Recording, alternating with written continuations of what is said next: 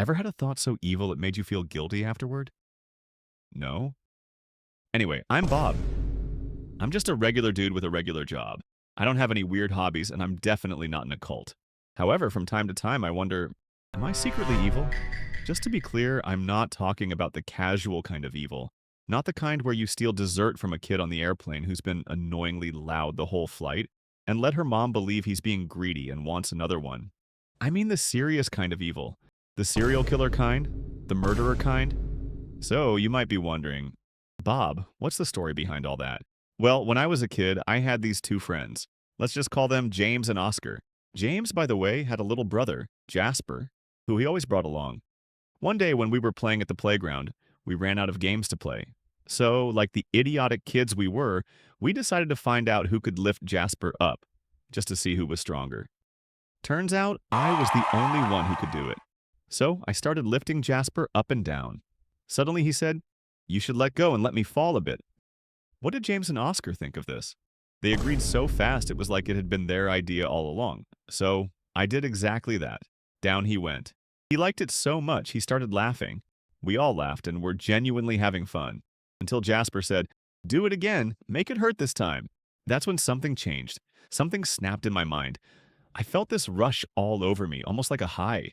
He was so little and innocent, it made me want to hurt him for real. It was like the devil was whispering in my ear, "Hurt him." He asked for it. I lifted him up high. I was going to slam him into the ground. "What are you doing?" A voice echoed in my head, like my conscience calling out to me. A wave of guilt washed over me. I stopped myself immediately and acted like nothing had happened. But deep down, I knew there was something wrong with me. We still played together every single day after that, all the way until James and I graduated. But I still feel so sorry for Jasper, even though I didn't actually hurt him. It's been bothering me ever since. Sometimes it even keeps me up at night. Therefore, I started digging, and what I found kind of shocked me. Turns out a lot of people share this kind of experience, and it doesn't necessarily mean you're evil. Pretty sure some of you have heard of intrusive thoughts before.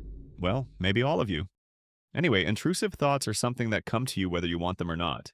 What's worse is they're often negative and disturbing. Intrusive thoughts can take many forms. They might be aggressive, sexual, religious, or just negative thoughts in general. And get this, adults under the age of 40 seem to be the most affected by intrusive thoughts.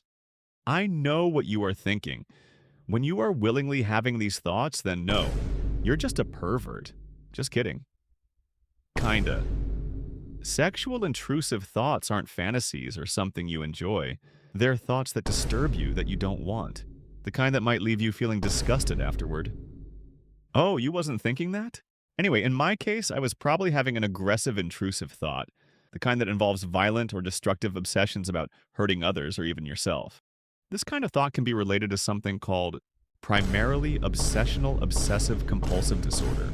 Basically, it's a lesser-known form or manifestation of OCD, a type of OCD where the compulsions happen mostly in your head, like constant mental checking, doubting, or trying to neutralize a thought. It's like when you have a really bad thought and you go, "No way, that's not happening." Then suddenly it comes right back, keeps whispering, "Well, maybe it could be good? No? But maybe..." You might not see the rituals, but the brain is stuck in a loop, trying to make the bad thoughts go away. So the reason aggressive thoughts are often linked to this type of OCD is because they can involve some really dark stuff.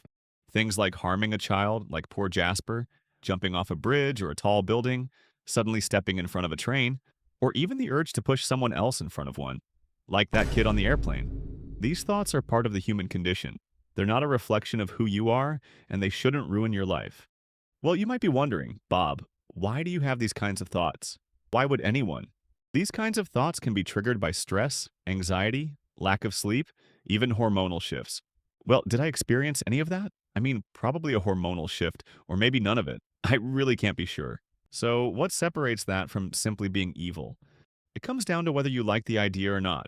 If you do feel guilty afterward, well, that probably means there's still some kindness in you. And you shouldn't be too worried about turning into a villain. Nor should I. So, I guess I'm not secretly evil after all, huh? Well, maybe. Or maybe there's just a dark side of me. Anyway, that's what's been on my mind. Roll the end screen.